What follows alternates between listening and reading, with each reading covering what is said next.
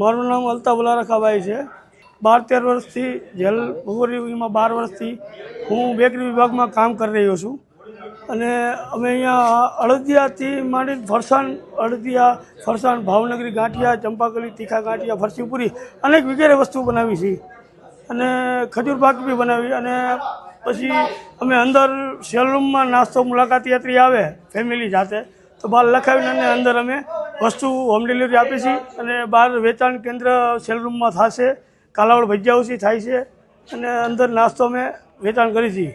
હા, એમાં અમે 14 કિલો લોટ નાખી અને 14 કિલો ખાંડ નાખી, 13 કિલો અમે ઘી નાખી અને 100 ગ્રામ તજ નાખી અને 1 કિલો 500 ગ્રામ કાજુ, 1 કિલો 500 ગ્રામ બદામ, સૂંઠ પાવડર 500 ગ્રામ અને ગૂંદ કઢી 5 કિલો અને બધી વસ્તુ બનાવીને અને અમે અડદિયા બનાવતા અહીંયા આવીને શીખ્યા અને કામકાજ કરી અને ચાલુ છે. હા, શીખવા મળે છે. મને જ કંઈ નહોતું આવડતું. હું કામ કરતો, મજૂરી કરતો અને અહીંયા આવીને તમામ વસ્તુ હું શીખેલ છું.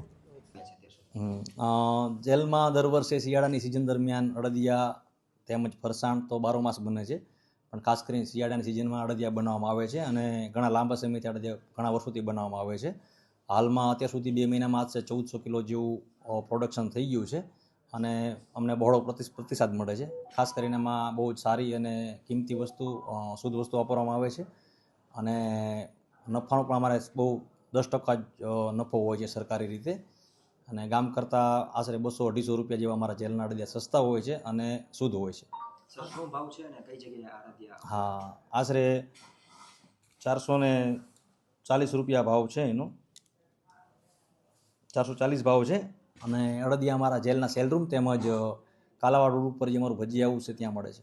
હા, જેલમાં ઉદ્યોગમાં 60થી 70 કેદીઓ કામ કરીએ છીએ, જેમાં વણાટ ખાતું છે, ફરસાણ બેકરી છે, પછી કાર્પેન્ટર સુથારી કામ કરવામાં આવે છે, એવા અલગ અલગ વિભાગ છે અને આશરે 60થી 70 જેટલા કેદીઓ કામ કરે છે.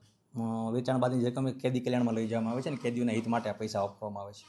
અડદિયા આપણી જેલની પ્રિમાઇસીસની બહાર જે સેલ રૂમ છે ત્યાં અને કાલાવાડ રોડ ઉપર ભજીયા હાઉસ છે જેલનું, ત્યાં આગળ અડદિયા વેચવામાં આવે છે.